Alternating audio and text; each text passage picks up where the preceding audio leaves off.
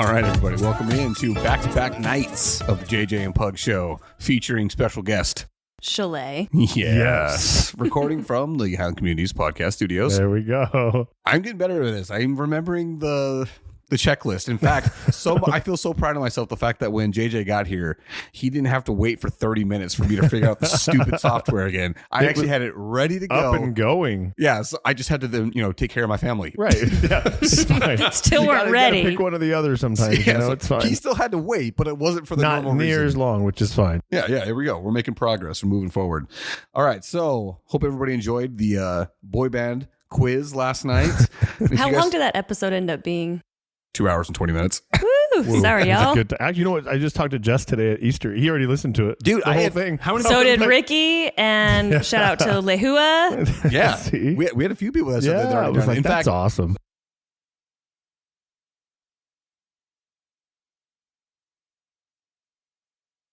That's awesome. I love it. She live texts me, but by the time I get it, it's later. But yeah, it was really cute because she's like, I'm so excited for this. Okay, Eric keeps talking. Like, when is it going to start? When's the first question?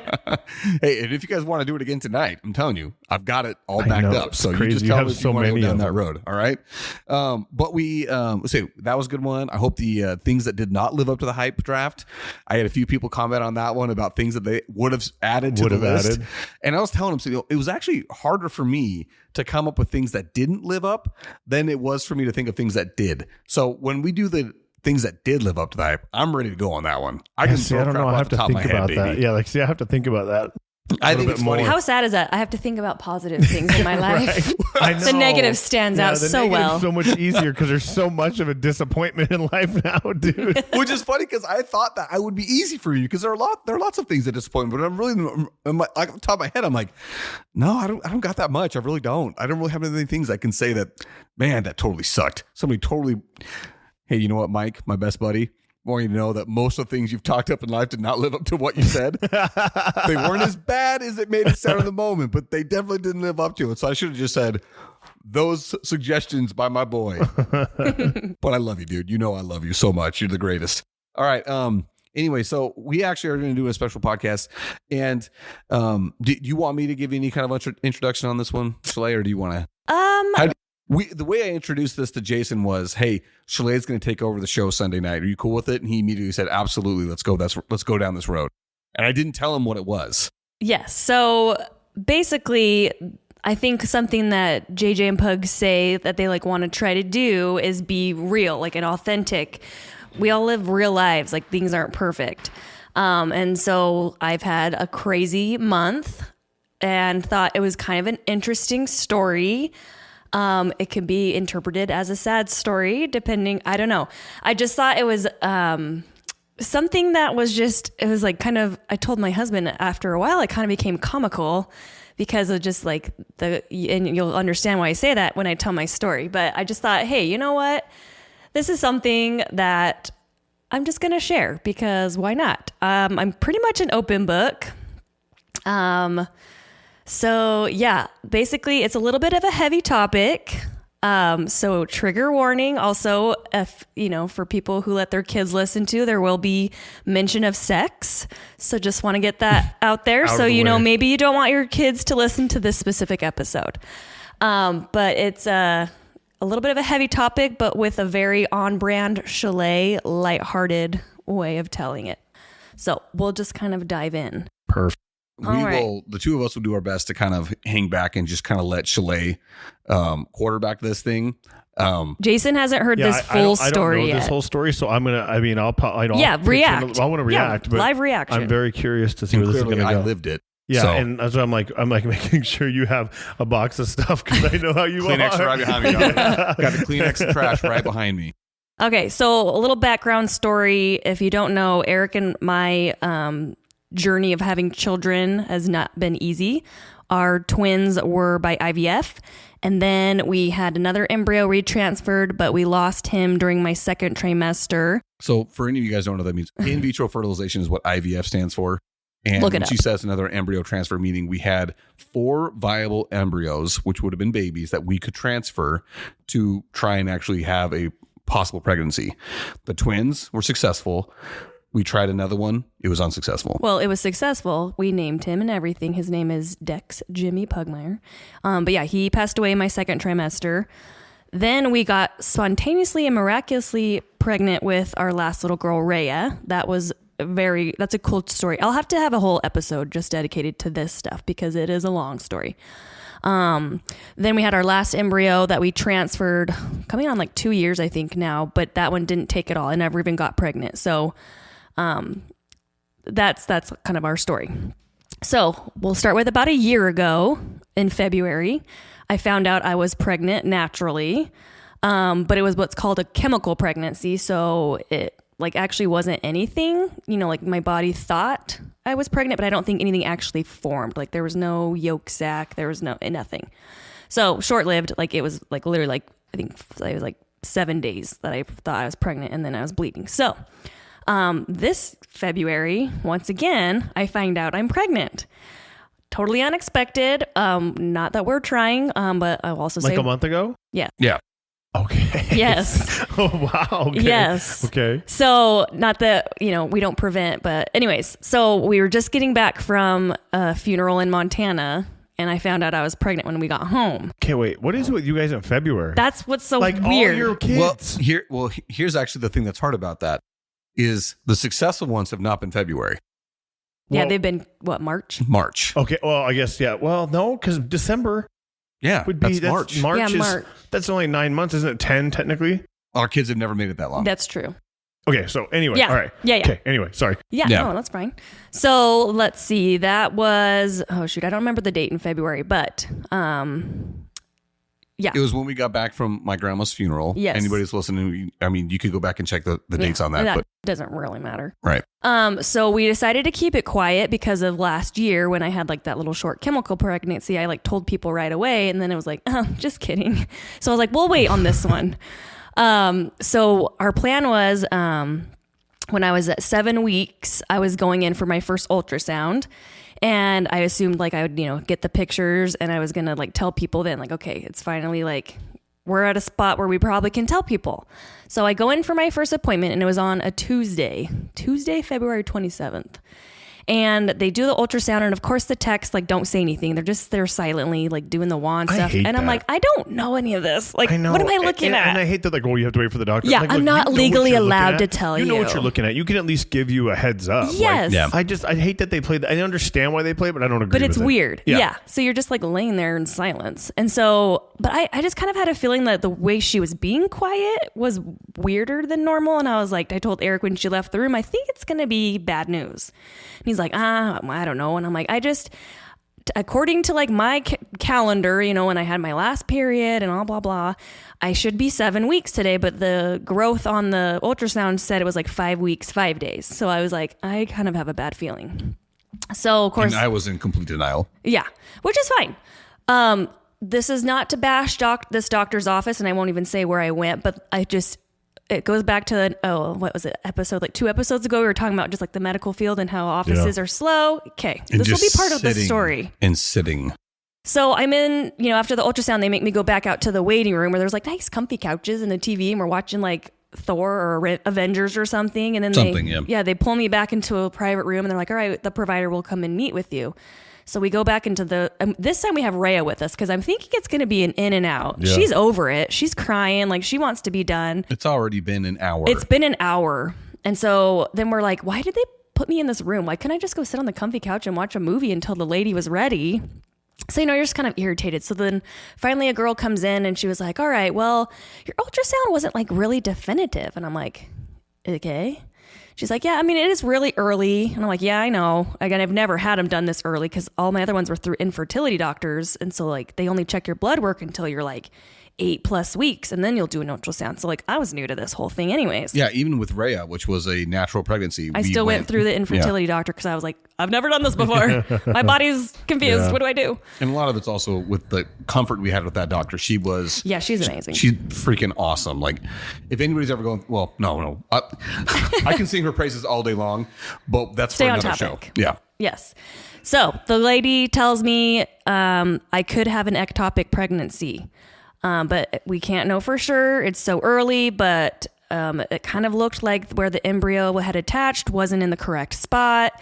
So can you come back in 2 days? We'll do another ultrasound and see if we can get more answers. And I'm like, all right, fine. Do you want to get a little bit more of a detail of what an ectopic Yeah, pregnancy I means? have no idea what that means. So ectopic, I don't know like the medical terms. You'd have to Google it, but basically it's not in your uterus. It's like where the embryo has traveled from your fallopian tubes, but it attaches somewhere outside of the uterus. Can be very dangerous. So it can't be a viable pregnancy. It can't actually, it'll try to grow, but it's not healthy. It's dangerous. One day we're going to talk about fallopian tube name. What does that? I'd like just what is Right? that? How do you know that that's what that's called? Yes. Os deferens. Yeah. Like, yeah. there's a lot of those where you're like, Okay. Anyway, sorry. No, like I said, this is going to be a very lighthearted story. So just stick with us. say lighthearted. It is Shalae being lighthearted is not a lighthearted story. Well, okay. Anyways, so they say, I guess it's 3 days. They're like, can you come back on Friday? And I'm like, yeah, that's fine. And then I said, well, by the way, I'm leaving on a cruise next week. Can I leave the country? Like, is this okay? And they're like, well, let's see what Friday says because, sometimes with ectopic, you have to have like a surgery to remove it before it can like burst or whatever. So I go back in on Friday.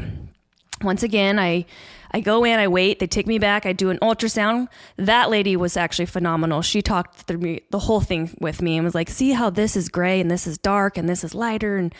And she's like, I can tell you right now, this isn't ectopic. If that's what they have you in for, like, I can tell you right now, like, I can rule that out for you. And I was like, oh, thank you so much for just talking me through it.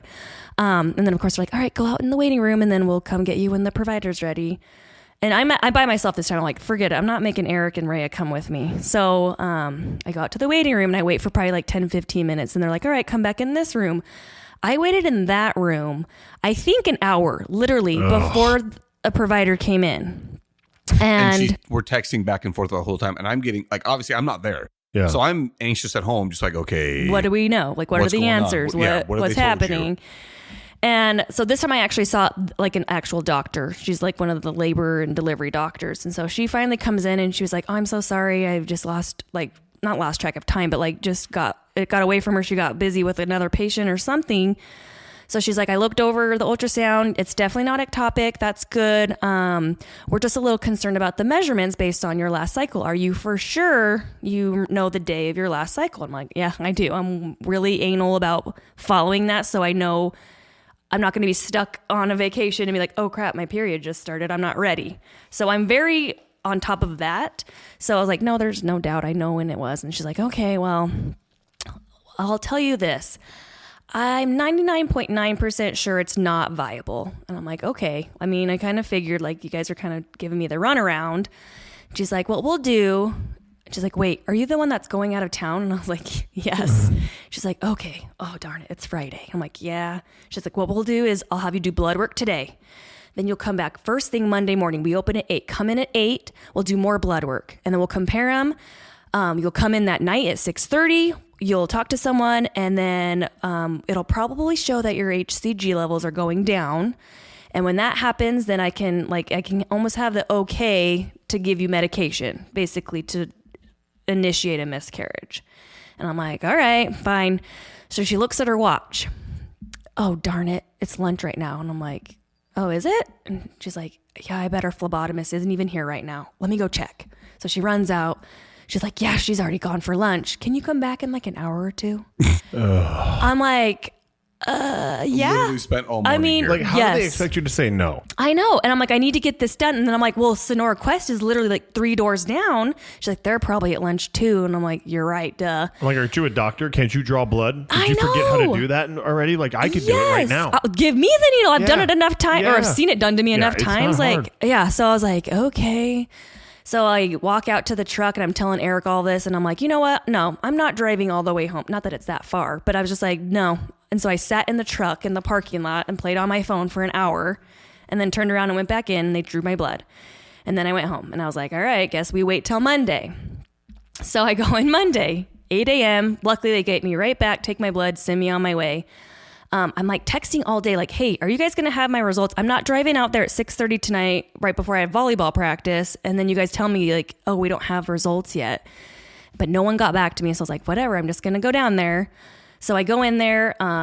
They're like, yes, your results are all in. I'm like, hey, thank goodness. So I, of course sit, for who knows how long. And then I meet with a lady, I think a different lady at this point. So this is a third person I've seen.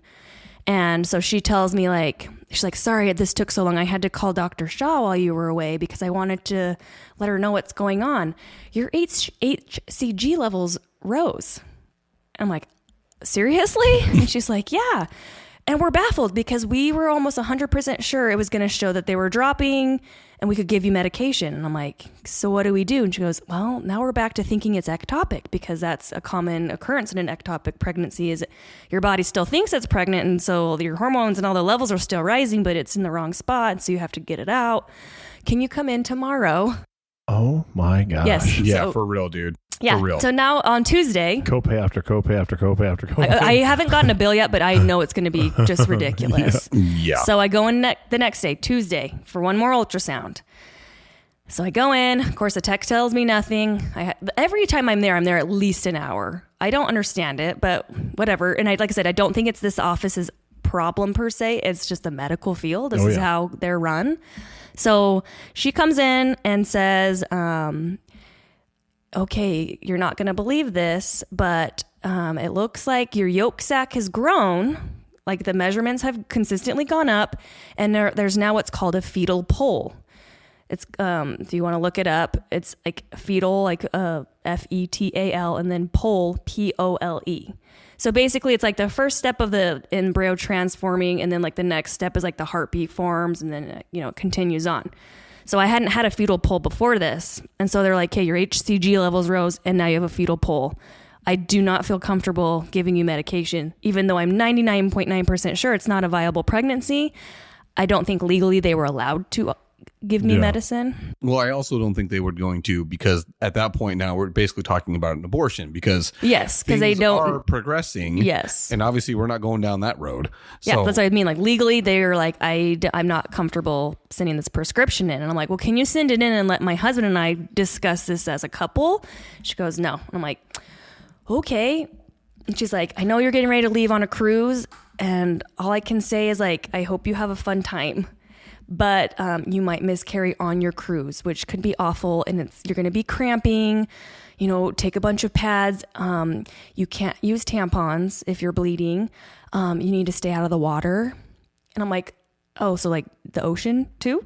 Like, I mean, yes, that's water. But in my head, I'm like, no, I get the pools and the hot tubs. Like, that's gross. Yeah. And she's like, no, anything. And then I'm like, okay. And I like, cool. And then on her way out, she's like, I hope you have a great time. And I'm like, okay. Yeah. What am I going to do? Like literally, like we were going to go snorkeling. Luckily we hadn't booked it yet, but I was like, cool. I mean, literally the night before we were about to book it. And then Shalae's like, well, let's hold on and wait till the I'm like, okay, we'll hold back, dude. And so again, we're going with my cousins, my two cousins and their wives.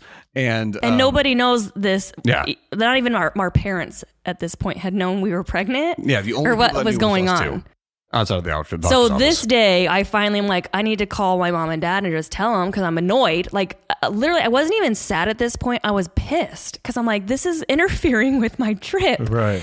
And so I called my dad because my mom didn't pick up at first. And he was like, well, can you have sex? And I'm like, oh, you know what? She didn't say I couldn't. And he's like, well, you probably should double check. And I'm like, you're right. Dad's asking I didn't even questions. Yeah, I didn't that doesn't cross my mind. Yeah. So yeah, I ended up like texting them. I'm like, hey, can you ask Abby? She's like, I'm like, I know this is gonna be out of context for you, but will you ask her if I can have sex? To like some, front office girl. And she's like, okay. So she gets back to me and they're like, no, literally nothing can be inserted into your vagina. I'm like, so literally this vacation without my kids Abstinence. It's not a vacation. And I'm bleeding. Like I was like spotting. So it's like the whole thing was just like, what do I even Cancel pack? the trip. If I could have had a full refund, I probably would have. Was actually something I was getting ready to go down the road to check. Like I really was. I'm like, okay, I was about to call. Well, okay. So one, I had told my dad the day before. The day before Shalae, and I didn't tell Shalae that I told my parents because we had agreed that we weren't going to tell anybody. But I went in to my office and it was just me and my dad there. And I'm like, okay, I got to talk to him. I got to tell him what's going on. And So, and I'm Is telling she Mom, just not hearing this now? No, she he knew. told me. Yeah. I was Yeah. I was like, oh. The day I was about to call my dad. Close to her, bro. Well, it was because like that. I get it. No, I get it. I'm just. So I talked to my dad, and I told her afterwards, I'm like, hey, I think at this point we need to talk to our parents and just let them know what's going on. And I told her, I talked to dad. She's like, oh, okay. So then she immediately, got on the phone and called her parents. And it was, it's always, oh gosh. Here come the Tissues tears. around I'm you. trying hard to control this. It's always hard. One, Shalae gave you guys a little bit of a heads up about how difficult it was for her and I just to even have kids to start with. And again, we'll go into that another time in more detail because we know we're not the only people out there that deal with that, but it's rarely something that gets talked about. But one of the frustrating things for us is because, every test showed that we were perfectly healthy. There wasn't anything wrong with it. So it's like, okay, why us then? Like, why this just doesn't make any sense? And you go down that question of why always. But anyway, so like, not only do we have to deal with that for years, and everybody that's going through it, what we're talking about when we say going through it. It just sucks. And then now we obviously are super happy to have kids, but then to have another miscarriage that at this time, a year later from the last one, was just obviously that in itself is an ultra bummer. For sure. Like, you're already down from that. Tack on the fact that we were getting ready to go on a trip that we had planned back in October. And I can't emphasize this enough when I say with my two cousins, Kellen and Lane, who are like, to say they're my brothers is kind of like an understatement. And I know that kind of gets thrown around quite a bit, but I mean, me and Kellen are not even a month apart. So we've been friends our entire time on this planet. Lane came like 8 months later or something like that. So the three of us have been crazy tight our entire lives. We finally, after, this is me and Shalae's 14 years of wedding. Our wedding anniversary was 14 years 2 weeks ago. So this was going to be our 14-year wedding anniversary. They also got married right around the same time that we did. And we had never gone on a trip together, the three of us, or I should say the six of us. So this was something I was super excited about. I'm sure. Right. And then find out that this pregnancy that I was just amazingly stoked to hear about was going to be a miscarriage, and that Shalae wasn't going to be able to do anything. Like swim in the ocean. yeah. But I mean, Nothing. anything. Like, Yeah, I get what you're saying. Anybody Yeah. that knows what you're talking about, you go on a trip, an adult's trip with your spouse. Guess what you're stoked about? Swimming. Without your swimsuits on Yeah. and without water. Yeah. There will be The swimming. breaststroke on the bed. Oh, Yeah. dude, babe, that's awesome. I mean, it's not just that, but it's also like, obviously you're excited for the day, and then you're excited for the activities in your room. Yeah. Like, those are things you're excited about because you get to be able to have that bonding with your spouse that you don't get to have all the time at home because you got so many other things going on in your life. Right. And so it was just like ultra bummer after ultra bummer after ultra bummer. And then I don't even know where you're at in the timeline, but I just started going off on that. So I never ended up like bleeding full on. I had been spotting for like a couple weeks at this point. So it was kind of also annoying on my cruise because I'm like, I can't figure out how to dress because I don't want to put a swimsuit on. I don't know. So just all the things that only girls will understand. So we get back on a Thursday night. So the next Friday was March 15th, and I was supposed to go in for a follow-up for another ultrasound. By this point, this is my fourth ultrasound. So I go in, and I'm like, Oh, yeah. One thing I forgot to say is we had to call my cousins. Oh, we had to like warn them, like, hey, this is what's going on. So if you notice Shalae's not like in the hot tub with us, or it's not because she doesn't Don't like make it you. weird. Yeah, Yeah, like don't just- think like she's just being Yeah. antisocial. It's like she Or- just can't participate. Yeah, if we're not doing any of the activities, Like we off the can't go boat with you. snorkeling Yeah, with you yeah. guys like we wanted. We're and not so, being like totally bad. We're Yeah. just- right. Yeah. There's a reason, and you guys should know. Yeah. Yes, exactly. And like I said, I'm super open. Like I'm not trying to be like secretive by any means. So I come back. I go to my appointment on Friday. Of course, I get the same ultrasound tech that I had the very first time, who's silent, and she's like not super. Uncomfortably She's not silent. even like chatty, like No, like I said. like about anything. So, and I'm by myself once again, and I'm just like, and then this time they didn't even have it on the TV. Like, sometimes they have the ultrasound machine, but then it's logged onto Yeah. your TV, so they didn't have it on for me. So I'm like, oh, they don't want me to see. So I'm like, I already know this girl won't answer any questions, so I'm just going to lay here. So I wait until I see a provider. And luckily now I get to see the same woman I've seen. This will be I think my second or third time with her. Her name was Abby. And I don't know what. I just want to say, I love how you raise your hand. I know. I'm like, no one. I don't want to stop her. Like, yes, if she Pugmire. waves me off, that's fine. We can go on. Yeah. Teacher? Yes, Mr. Yes. Pugmire. So, Miss Pugmire, may I speak? If I remember right from the very first time when she did that ultrasound, that was a vaginal ultrasound. All right? of these have been transvaginal. Can you imagine how incredibly uncomfortable that's got to be? One, to have somebody do that to you, right? Because Your legs in stirrups, I would say it's uncomfortable, but I feel like after what these girls what women have to go through all the time, she's probably like, because I feel you want my legs where? All right, here we go. Yeah, and I feel like if I ever talking with my wife about this, like after the first time you have kids and you have all these people right in your business, it's like, well, sure, about the doctor's office, yeah, you want to put a leg here? Like, You don't even have to leave the room. I even said to one of the girls, I'm like, you can just stand right here. Let me just pull my pants down and get on the table. Yeah. She's like, are you sure? I'm like, you're about to see it anyways. What's the difference? What's the difference in watching me undress? It doesn't make it any more weird. But I'm just, in my mind, I'm just trying to think, okay, one, I understand that because I remember when I had to go get a colonoscopy and the gastroenterologist was like, I'm going to leave the room. I'm like, dude, it doesn't matter. Just stay. Like, I'm just going to pull my pants. It doesn't matter. He looks at you and goes, 2 fingers or 3, Eric? Okay, anyway, but I'm just trying to think of how, one, even if this was just jelly on the belly ultrasound with this lady who is mute. She is, I remember She's the a very rock. first time, just no sound, just in the screen. Yeah. Now imagine she's got this thing stuck up your vagina, not making a sound, super uncomfortable. After already have gone through what Shalae has gone through to this point, which has been yes, no. It's most likely no, but we can't say definitively no. And here we are now. Yeah. No.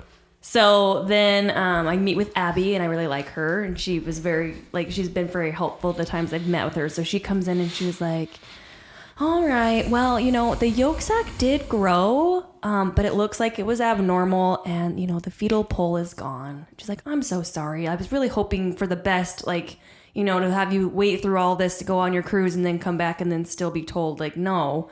She's like, all right. So I'm like, can you just give me the meds now? Like, at this point, they're probably thinking I'm psychotic because I'm like, just let's go. Let's get this miscarriage over with. And so she was like, yes. So that was, like I said, Friday the 15th. What it is they give you some pills. I don't remember what the milligrams were, but they had to give me 4 to give me the right dosage amount. So I took 4 of them on Friday when I got home, and they almost immediately triggered cramping and destroying something inside you. Yes. You know what I mean? For lack of better terms, but and so luckily my mom was like, you know what? I don't have anything going on today. I'll come out while you just go lay in your room. And I'm like, I think I'll be okay. And then after 20 minutes after I took the pills, I'm like, I think it's starting and I don't know how bad it's going to get. Maybe you should come. And so my mom, bless her heart, dropped everything. Literally, she stopped her loads of laundry and was like, I'll just come right now. And I'm like, oh. She really is. Yeah. Her mom's the best. So that kind of got things going. I was bleeding a little bit. And they told me after 12 hours, if I don't feel like I've bled a lot, and that something probably doesn't look like it's finished, you can take 4 more of the pills. And I'm like, all right.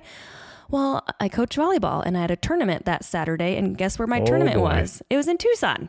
Oh boy. Yeah. So I was like, well, I'm not going to take the second dosage. We'll just wait. So it was a PM tournament. So I had to, be in Tucson by 2 PM, got home at 9 or 10 that night. And so then I took the other 4 pills. Big mistake. Why would I take pills when I'm trying to go to sleep? I don't know. I just was like, I need to get it in my system. Yeah. And Eric I think was already asleep because like I said, I got home pretty late. So I take the other 4 pills, and this time I think it was less than 30 minutes that they kicked in, and it was 10 times worse than the first dosage. And I'm laying in my bed, and I'm like, what did I just do to myself? I'm never going to fall asleep.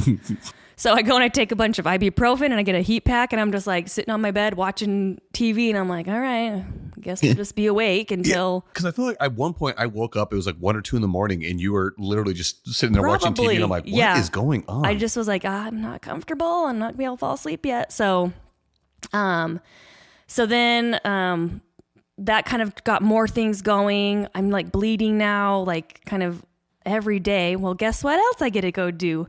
I get to go to Vegas for a tournament. So I have to leave Thursday and not come home till Sunday. Now you kind of know why when she walked in, I was super stoked to see her. Yeah, that Because makes there'd sense. been a lot going on. It just was like a crazy week where I'm like, oh my gosh. And so here I am like on this away tournament and I'm trying, like I'm on and off cramping, like just out of nowhere. I would just like all of a sudden hit me. And I'm like, that literally just started. And I'd be like, shoot, like, and I'd be almost like, I'd go silent because I'm like, I'm in so much pain, but nobody knows why. And so the only person who knew at this point was now Erin, my coach I coach with. I was like, I probably should fill her in because if I get quiet or like need to take a rest, I want her to be aware. So, Is this Erin Roth? yes. Erin Pacheco. Sorry, Pacheco, Yes. but you knew who I was talking about. Yes. Right, She's the Jose, best. if you're listening, I meant no disrespect. Also, Jose, if you're listening, thank you. Yeah. And to all our listeners, thank you. Thank you so much. So, so I think I finally kind of stopped bleeding on, let's see. So I got back Sunday from Vegas. I think I finally stopped bleeding like Monday, a little bit Tuesday-ish. I was like, okay, I think we're done. But I had a follow-up on Tuesday at the OB because they're like, okay, once again, we gave you these meds. Now let's see what's happened. So I go in on Wednesday. What was that? The date was, no, it was Tuesday, March 26th. So this is now my 5th ultrasound. And they're all the transvaginal kind. And so, yeah. Dude. So, I don't even. and know guess to say. what? Guess who I get? Guess what ultrasound mute. tech? Yes! Although at this point, you tried to lighten the mood a little bit, but like, Yes, hey, if you're gonna I do this, think- you could at least look me in the eyes. Well, I think maybe she just sensed because like I'm like we've formed a bond of friendship at this point. She's like, oh, it's this girl again. She started talking to me about the weather because it had been raining that day, and then started talking to me about her dog and how she tried to walk her dog before work. And so then we were just talking about dogs, and so. So then it kind of like made sense where I'm like, oh, she's one of those people. Like she only has like a dog. I don't think she's married. I don't know. Anyways, doesn't matter. So, of course, she's not Bless her saying heart. anything to me. She's just, scanning away, click, click, click on the little machines, and I don't know what's happening. And then I get to meet with Abby, who, like I said, I liked her. And so she comes in and she was like, all right, well, not everything's passed. And I'm like, seriously? And she's like, I know. And she like gives me these measurements and she's like, so basically there's still some placenta attached to your uterus, which is why you probably never miscarried on your own, because it's just like hanging on there, like it's in there deep and it's good. And so that's probably why you never naturally passed anything. So there's 3 options. I'm like, okay, let's hear them. She's like, I can give you the meds again, and then you can come back in like a week and we'll rescan C. And I'm like, all right. She goes, we can do the D and C. For anyone who doesn't know what that is, it's a type of surgery where they go in and they like use tools to either like scrape the cells and stuff out of your uterus, or they have like a suction thing, like a straw that like sucks it out. So it's not the Democratic National Convention. No, not the same thing. And so, and then she's like, or you can just kind of wait it out. And I'm like, no, I'm done with the waiting part. Yeah. And then I'm like, okay, so tell me, if I do the pills, how much longer? Well, because still, by the way, have not been able to take a bath, go swimming, and have sex. So I'm like, okay, so if I do the pills, I mean, it's like I said. listen, For you, intercourse. King, bro. We haven't had intercourse. Let me specify. I'm telling you, it is. But like, still, that's tough. That's Yes. a long time. it is, and it's not just that, but like when you think about like it's Well, because and then when I'm constantly bleeding as a female, I don't know how other females are, but I'm like, that doesn't make me feel sexy. Yeah, Like where I'm like, no, yeah. let's do some other stuff. I mean, we try, we work around it, but it's just not the same. It's Yeah. not. It's not. So, I've lost track of what I was talking about. The options. Oh, yes. the option 3 Yes. was So the waited surgery. out. So then I'm like, okay, so if I do the pills, like what happens if it doesn't work? She goes, then we're just going to be right back to where we are. And I'm like, sign me up for the surgery. And I'm like, but what's like my rebound after the surgery? Like when can I like start swimming and stuff? Like she's like, probably like 2 days. And I'm like, perfect. Let's just do it.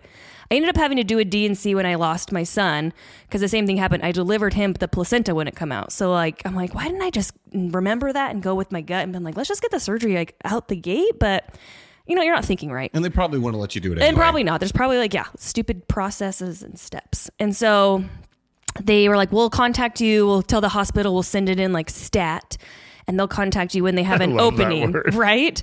And so I get like a text from the front desk girl, and she's like, all right, the soonest ASAP we have is next Monday, April 1st or Tuesday, April 2nd. This is already Tuesday. So it's gonna a week from now. So a week is stat. And I'm like, cool. You got nothing else? Again. Yeah. So I'm like, well, you go ask Abby. If I'm going to have to wait anyways, can I just have the pills and we'll see if it passes in the meantime? And she's like, let me ask. I'll get back to you. And I'm like, all right, cool. So then a couple hours goes by and then she texts me, she goes, can you do tomorrow at 9 a.m.? And I'm like, done. Yeah. And she's like, perfect. I'll send you all the like pre stuff like you need to do, this number to call, blah, blah, blah. So on Wednesday of last week, so the 27th, I went in and had a DNC. And I think it's all done. I think we're done. But guess what I find out? Oh, I have to wait 2 more weeks before I can do any... Swim. Yes. Swim, quote. Euphemism. And I'm like, oh, okay, well, cool. So that has been our crazy, interesting journey this last month. Literally, I was talking to my sister-in-law about it today because like, well, how far along were you? I'm like, well, technically, when I finally did this DNC this week, I think I was 11 weeks or 12 weeks at this point, although the embryo never got past like 6 weeks. Right. Yeah. But but my body was still showing I was pregnant. They had me do a urine test on Tuesday of this week, and it was still showing I'm pregnant because obviously like nothing's all out yet. And so my body's just been like on haywire right now, like trying to like figure itself out and like what's going on. So yeah, the whole thing, it's, I mean, we made the joke earlier about the no swimming thing, but you know, guys know how important that is in a relationship. Oh yeah. You know, that's, I know, I don't think I'm breaking any news when I say it's more important to men than it is to women. Right. And I'm not saying it's unimportant to women, but we just know that we're just wired differently. We're wired differently, right? But it's not just that, but it's like, add that to the heartbreak that comes from knowing that this isn't going to turn into a child. And then you're the husband on the other side watching your wife go through all of this. Well, and then you're unable to have that connection. Yeah. The intimate connection, right? Like that's that whole of the intimacy itself, right? That kind of, you can't emotional have the emotional intimacy parts. You're just not able to do it. And it's like a triple, it's like, you know, quadrupled. It's just terrible in all different angles. You know? And it's just the hard part of like, okay, now, because guys, it's so hard to ever like, this is not a comparison to what women go through. So don't confuse it.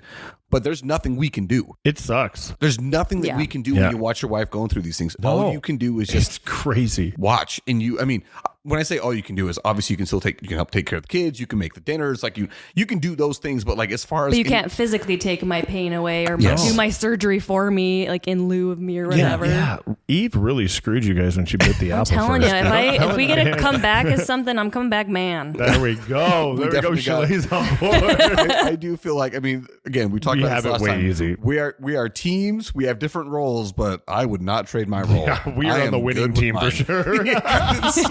Hey, we're all on the winning team. I'm just kidding. We are the let's try to. What is the easiest role on any team you can think of? Yeah. The kicker. Yeah, we're the kickers. We're the long snappers, bro. Kickers. Kickers have some kind of pressure. Name. Yeah, you don't even know who they are. You just know the job gets done. When it needs to get done. I'll say this: if the job doesn't get done, you know that guy's name, and so. Right. I guess it kind of fits. One bad snap in a Super Bowl over a guy's head, and you're done. First play of the game. He's the one that lost the game, even though the whole team. But so one of the things is Shalae was hesitant to talk about this, and not because she is afraid of talking about it. Clearly, I hope you guys got that from the last little bit here, but it was more of I didn't want people to pity me. I didn't want people to feel like this is a woe is me. Like come and tell me how hard my life is, and give me attention, because if any of you know Shalae, that is 100% not her at all. She is not attention, not an attention seeker in the least. Well, and also, people are barely finding out about this now, not realizing like I actually kind of started the miscarriage process like a week or so ago. I just had the surgery to like end it all, like clear it out. But the people who are barely learning about it are like, oh my gosh. Like our Relief Society president is so sweet, but she's like, can I set up meals for you? And I'm like, I'm really okay. I don't need that. Yeah. And I'm like, but I guess if they want to give me treats because they want to feel like they're helping me. But then like, that's the thing I hate. I hate being fussed over, but I'm trying really hard to be like, okay, if they want to, they can. But yeah, that's not why I do this. I think there's so many more people out there that probably need the help, need meals, need the support that I'm like, let those women help them.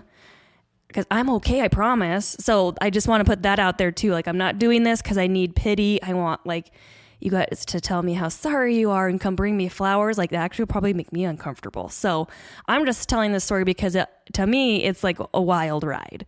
And I don't know if there's anybody out there that's had a similar experience. And if you have, I'd love to talk to you about it, because I'm like, this really was the weirdest thing. I think that's what this does, right? We talked a lot when we first started this about being real, and just these are real life experiences, real life people. You know, Pug and I are not anybody special. We're normal people with you, right? Like we don't have celebrity. We have nothing. We're just normal people sitting in a room having a conversation, and it's good to connect them. Like I told you on the text message when you talked about it, I think people will connect to this. They'll really. I'm hearing it all for the first time. Right. I don't get the pity thing. I'm not getting that at all. I get more of the vibe. Like, look, this is our experience, and I think there are going to be people who are listening who are going to connect with that. Maybe not on the exact level, right? But there are going to be women who are listening who put up with our sports talk that are probably going to be really into this. Finally, like a little relief. Like finally a little like, a whole different perspective, because it's something. I mean, it's crazy. I've been very fortunate with my kids. We didn't have to go through this, and you hear about these things, and I'm like, man, dude, like I'll be honest. That's why I didn't want another. It's part of the reason I didn't want to go for another kid, right? Because you don't want to have to go through. I don't want to get on my. I got blessed with 3 healthy kids first times around. I didn't have to try like you guys did, and I didn't. It's crazy, and kudos to you guys for going through it all. You say, why me? It's because you guys can handle it. Well, you know what I mean? Like, that's the crazy part. One of the reasons why I encouraged Shalae, and I want to make it clear, I did not force. No, never force. Encouraged Shalae to talk about it is because we just talked about being real. Yeah. People really go through this, and it's not something that a lot of people talk about. And so a lot of people don't know that other people go through it. And so and how do you just like in conversation be like, hey, by the way, I just had a miscarriage? Yeah. Like, no, it's like not like something you just slip in, although I kind of did do that in the lesson I gave, which I'm a little embarrassed about. But that I kept telling Eric, I'm like, I am who I am. Like, I'm not going to regret it or be embarrassed. Because like I teach a youth class in my church that are 16 years old or like old and up. And up to 18. Yeah. 16, and 17, so 18. I wasn't planning on saying anything, but I was giving a lesson and showing like, hey, we don't know what people are going through. And I present this like attitude that I'm like, my life is freaking phenomenal. It's so easy. Everything's great. So I asked my class, hey, like raise your hands, like who thinks my life is going so great? And they're like, well, everyone has. I'm like, no, I just mean like right now, today, like based on my attitude, my body language, and like, I think you're in a chill spot. Like things are great. And I was like, you're wrong. And they're like, oh, nice. And I'm like, yeah, I'm actually miscarrying right now. And then I see the looks on their faces and I'm like, oh, maybe that was not the way to say it. Or maybe this is not the audience. But I was trying to make a point, and I think it hit them or realized like, oh my gosh, I have no idea what the person right next to me is going through right now. Because if she can portray this happy-go-lucky, everything's great, but really she has something crappy going on, what about this kid in my class that I can't stand at school that we keep fighting? And so I was just trying to show them a perspective of we don't know. And then you don't. It's a great lesson too. Yes. You did it with a hard fastball. Yeah. I know. I'm like, I mean, but it's real. But that's real. And those kids are females in the classroom, male right? and female. So there's something they're both could go through in their lives, right? They're gonna hear it about persevering and just pushing through, right? You could have went in. You could have had a terrible lesson. You could have been woe is me. Bailed. You could have bailed. You could have said, no, I'm gonna sit in my room, pity me, right? This whole time. Yeah. But you haven't, and I had no idea. Like I would never have thought. I know you were going through this, which now makes sense with the wole lovey-dovey hug thing. She's home from Vegas. I was like, bro, she's been gone for 3 days, bro. You just spent a week with her in the Caribbean. Now it all makes sense. Yeah, but I mean, the thing is that it's so important for us all as a community, as a society, as people to recognize that everyone is going through something. Yeah. And you don't know what it is. But, and I encourage Shalae to share this because this is something that she's gone through that I know there are so many other women and husbands that have gone through this as well, but they don't talk about it. And they don't talk about it because they feel like maybe they're the only ones. Well, and I think they're afraid that people are going to maybe look at them like they're trying to get pity. And that's not what I don't think most women are doing it. Now, we all know there are some people who do it. They want the attention and the pity. But I think it's more of a, like, they don't realize that, hey, no, like people want to talk. It's probably really good to talk about. I think they talk about, I've never been to a therapist, but they talk about talking about things helps, right? Yeah. Right. And just being in a community of people having like-minded or people who have probably been through the similar experiences that you can say, hey, look, like we can talk about it. I'm not asking you to feel sorry for me, but I relate this to, so when I lost my parents, right? And so it's like when people tell me when people who have parents alive still tell me they're sorry and like they can't imagine, and they're like, hey, I know they're being genuine. They mean well. They do, but they don't know. But then when you talk to somebody who's lost a parent or both, and they tell you, hey man, I'm sorry, I know what you're going through. I'm there with you. You're like, dude, and you know what? They don't say anything different than anybody else, but you just know that they know, right? Yes. Yeah, completely different. Well, and see, and that was the thing I was going to say when you were talking earlier, that it's just, you're talking about how, you can't imagine what we're going through because you haven't had to. I've thought that countlessly when I think about you and your parents. Yeah. I've thought that countlessly. Like, I can't even imagine. Like, just today, my brother-in-law also happens to be one of my closest friends for my entire life, right? And his dad was one of the great men in my life, and his dad died very young because he got cancer. And I can't hear my buddy talk about his dad without me like welling up, because he's a very important person in my life too. And so when he was talking about him today, I just was like over there trying my hardest, like, don't lose it. Like, tears streaming on my face, but just don't lose it. Like, don't start the hyperventilating crying. Like, you know what I mean? Because if he's not crying and it's his own dad, like, I'm not going to lose it. I don't want to trigger something. Exactly. But it's because I have the same feeling for him because he'll come and say like the sweetest and nicest things in the world to me and Shalae about things that we go through. And the whole time I'm thinking, like, dude, but you've gone through something. I'm looking at you and I'm talking to him. Yeah. Like, because I'm meaning to both of you, like, you guys are going through, that's kind of heartache that I can't fathom. Losing my parents at I know they're going to die at some point, right, but I can't imagine being our age and having to deal with that. So like, this whole conversation is spun around like everyone's going through something hard. Yeah. Or has, like, maybe not currently, but I think everybody has had a tough situation that just needs to be talked about. Well, and I think there's more people in your circle that you probably can relate to about these things. Yeah, so you won't feel so alone. About it. You won't feel so alone. Yeah. Or like a freak. Because like there have been times early on in our infertility journey, I felt like I was a freak. Like something's wrong with me and my body, and other people are looking at me weird because they know it. Like, just stupid things that get in your head. Mm-hmm. But then when you realize, like, oh, wait, there's actually a lot of other women out there that are experiencing the same thing. I'm not alone. I'm not a freak. Oh, okay, cool. Right. And see, that was the thing. One of the reasons why I encourage Shalae to talk about it is because of those thoughts that permeate in so many people when you isolate yourself and think that it's only me. Nobody else has gone through this. I'm just a freak, or, I'm alone.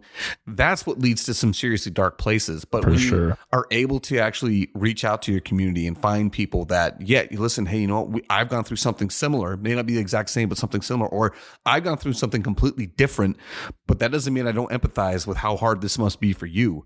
Like, that, it's important to have that knowledge that other people around you are also struggling, but that doesn't mean that it's over. But there's always somebody you can reach out to that's going to help. And I've been encouraging Shalae to talk about things like this and infertility specifically because I think she is so good at being a listening ear for people that go through things, because she's not a chatterbox. She's not someone that's going to dominate a conversation like I am. And that's one of the things why I encourage her, because like, I'm not real good at listening, just sitting and listening, because I always have something I want to say. Shalae, do you want to talk more about that? Right? Let me go on about this. Right? It's definitely something I struggle with, and I recognize it's one of my weaknesses, but I want Shalae because she is so good at it. And because there are people that once they've heard Shalae talk about it, I mean, she can tell you tons of stories in her own family where she just said, hey, this is what we went through. And people were like, I had no idea. I'm going through the same thing. And they would come to her to talk to her, because I've even been in doctor's offices where the lady knew me through Eric, and so she came up to me and was like, hey, this receptionist up here is going through some infertility. Would you mind talking to her? And I'm like, absolutely. So I went up to the desk and I was just like, hey, did you want some doctor recommendations? Like, I'm not trying to overstep. She goes, no, I'd love to talk to you. And so it's just like, complete strangers. We're just like, all right, yeah, sure. What do you want to know? It's just important to know you're not alone. There are other people out there that may not go through the same thing, like I said, but similar things, and that are more than happy to help in whatever they need. Like Shalae had said that, in the Latter-day Saint faith, we have Relief Society presidents, and it's really just someone that's dedicated to making sure that people don't feel alone. Relief Society, provide relief in whatever may be possible that they can, right? And so she said, and they did some of the sweetest things, and we were talking about it earlier because Shalae really does not like people fussing over her. She's like, oh man, they're asking me for all this, and I'm like, yeah, but isn't it nice to know that they're asking. She's like, yeah, it really is. That people care. But I just don't like to be the one they're focusing on. And it's not anything to do with like, I don't want them to. It's just like, now they're going to think that I'm not okay. I'm fine. I'm not a needy person. I promise. There have been so many people that have reached out to me and texted me once they found out. In fact, I got a flood of texts. No, don't text me because I'm the one that knew it. So I got like a flood of text messages after that church lesson that she taught, 16 and 17-year-olds. And they're like, hey, I had no idea what was going on. I'm like, what are you talking about? Eric had stayed home sick. He was like, that was when he had that super man cold. Yeah. Dude, so he real thing, Shalae. Don't say it like that. I know. Sorry. His legitimate, whatever it was. Yes. As we're talking How dare about me? Legitimately going, I'm over here with the sniffles. Right? I did tease him a few times because he kept like coughing and sniffling. I'm like, I'm over here cramping and like miscarrying a baby, and you're over here whining about your stuffy nose. And I'm just like, I know, but it's real. I'm so dead. I can't stop feeling. You don't even understand. Yours sucks, but mine is really bad. Okay, I know. And that's like where it's like, maybe, like I said, I'm not normal. Shalae. They're not even giving me anything. Okay, I know. Poor Eric. No, but like, but like, that's my problem is like, maybe I'm too lighthearted about these things, but I also think because like, I mean, literally it was a month from the first ultrasound to the DNC. It was an exact month. So I had a lot of time to be like, I'm sad. I'm mad. I'm confused. Wait, what? No, I'm just mad. No, I'm like actually really mad. Really annoyed. Yeah, this is annoying. And so for me, like, I don't know, like it's almost, like I said, it's almost comical because of like just how bad my timing was. Oh, back to timing. The other thing that was kind of like funny, when you go on a cruise, they have like that buffet section, but at certain times they switch out. Heavenly. They close it down because they're switching out for like the new meal. I don't know how many times I went to the buffet in that period of switching. And I'm like, of course I would come right when there's no, like literally 3 to 6. No food is set out. And I just would like joke to Eric. I'm like, my timing, like what is with my timing? Yeah, pizza. You gotta go to timing the this pizza. month has been freaking rough. And so, yeah, but like I said, I guess that's why I can talk about it and I'm laughing, and it's like because I've had a month to be like, I don't know what's happening. Like, yes, I'm confused. Yes, I'm angry. Why, if I was not going to have the pregnancy, it was going to be a miscarriage. Why didn't the Lord just let me do it before my cruise so I could have lived it up? Yeah. So like, yes, I've gone through all those emotions, but really like I'm at that point where I'm like, can we just get my body, like hormones and all those levels back to normal so I can just function normally again? Yeah. I can say anytime that somebody would reach out to me, they're like, hey, anything we do for Shalae? I'm like, dude, she's fine. Ask me. I'm having a hard time here. Yeah. I mean, I would be joking about it, but legitimately, like, they would say, is she all right? I'm like, this is going to sound like I'm lying, but she's doing really good. Like, she really is. And again, it's because she had a lot of time to process it. And I mean, this is just a testament to Shalae's strength that she is really good about, I'm good. Like, I've gotten through this. I've thought through it. I've done whatever I need to in my own self, where she's pretty good about it. Well, we've talked about it a million times. I'm a total baby. I'm super an emotional person about these things. And one of the things that was hard to me about this one is I felt so strong and so good about this being a successful pregnancy when I found out it wasn't. And when it really hit home to me that it wasn't, it was late. Like, Shalae told me she told me everything. I was present for some of it, but I still was holding on to the hope. And when it really hit that, nope, this is, you're not going to say that there's no hope, but it's just not happening. That was late in the process when Shalae had already accepted it a while ago. And so for me, it was like, it was fresh. And that's why when people say like, hey, she doing all right? I'm like, yeah, I'm doing worse than she is. And some of it is because like I hadn't just accepted the facts. I was unwilling to accept the facts. And that's also kind of me. You're an optimist. I'm a pessimist. Which is why it's easier to think of things that did live up to the hype. Yeah, yes. Right. Once again, the opposites attract. Very much so. I am very attracted to her. You heard it here, folks. Yep. Very much so. Newsflash. All right. But I want, if anybody wants to take anything from this, I hope there's a lot of good lessons taken for the most part. I really want people to know that if you're ever struggling with anything, if there's anything that you're having a hard time with, know that at least JJ, Pug, and Shalae would love to listen to you. Yeah. And I'm saying that as tears start to glisten into my eyes because it is super important that people take the time to reach out if you're having a hard time. Because so cute, isn't it? It's just so cute. I understand how he got you back now. It's just a little love bug.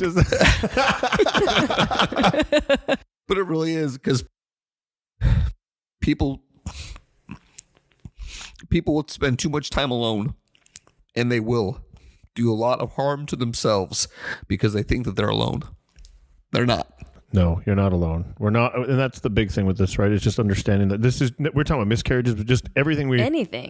You're not alone, and that's what I think. I don't know if it's social media maybe that makes people feel like they're alone now, or something where they can't reach out because they're afraid of any kind of negativity coming at them or something. But there's always somebody going through something you've been through, or you're not the first person to have a miscarriage. You're not the first person whose parents have died. You're not there's always somebody out there who you can relate to. Yes. And those are the people you should be looking for, that if you are having a hard time, I think you need to be trying to find somebody that you can relate to, who understands what you're going through. Yeah. Everybody can feel sorry for you, but it's a difference than people who actually understand what you're going through. Right. So, well, and a lesson I've learned throughout my whole infertility journey is, like, when I'm able to be vulnerable and open up to people, the people I've been vulnerable in front of, I have grown so much closer to. Like, our friendship is on a different level than some of my other ones. Yeah.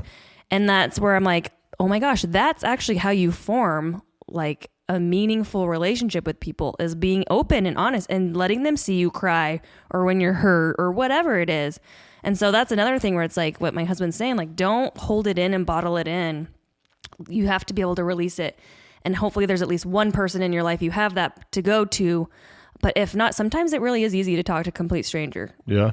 Sometimes, like, they don't have any preconceived notions about you. They just are there to hear it and listen and whatever. So that's just like one thing. Yeah, we want to get our point across is like, hey, you're never alone. Reach out to a stranger if you don't feel like you have someone close that you can trust. But being open and vulnerable will like open you up and show you like, oh my gosh, this is a whole other level of a relationship I can have, and it will be like much more meaningful to you. Right. She's also saying that from like first-hand experience.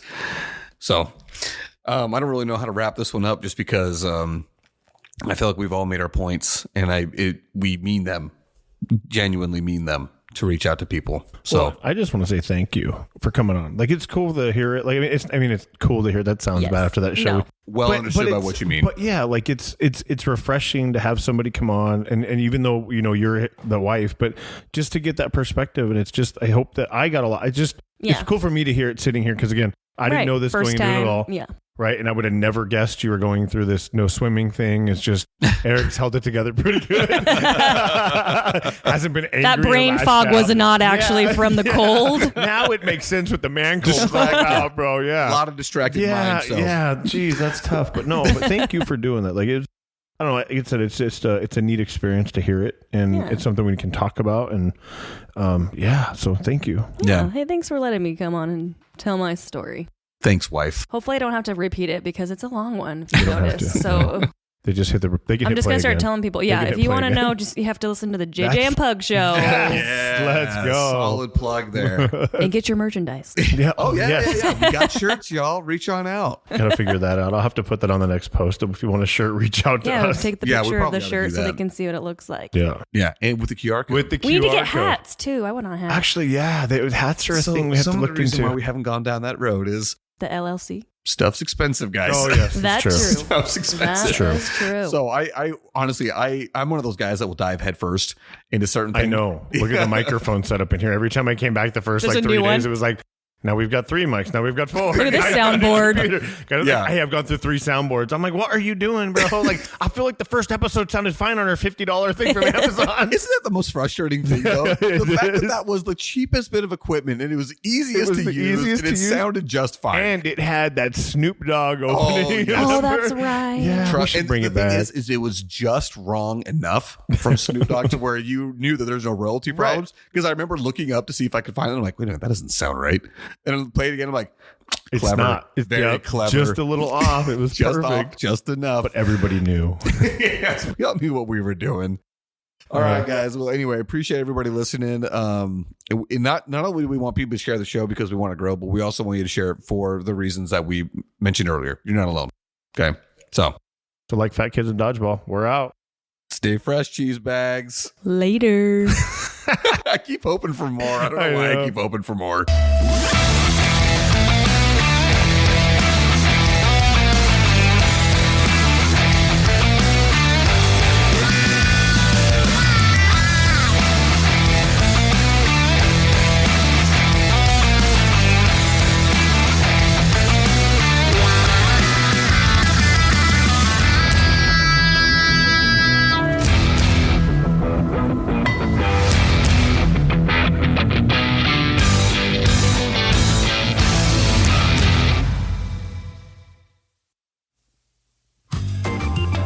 The JJ and Pug Show theme song was written, composed, and performed by Lane Hartman. Special thanks to Highland Communities for all the support given to our show. You can find the JJ and Pug Show podcast wherever you do listen to podcasts. Look us up on Facebook, Instagram, and TikTok. Remember to share the show with your friends and family and subscribe wherever you do listen. If you're able to, please feel free to support us by sending a donation to us by going to ko-fi.com/the JJ and Pug Show. That is ko-fi.com/the JJ and Pug Show. Again, thank you so much, everybody, for all the support, whether that is by simply listening, whether that is sharing it with a friend, or giving us that sweet, sweet cash. We truly appreciate it all. Thank you so much.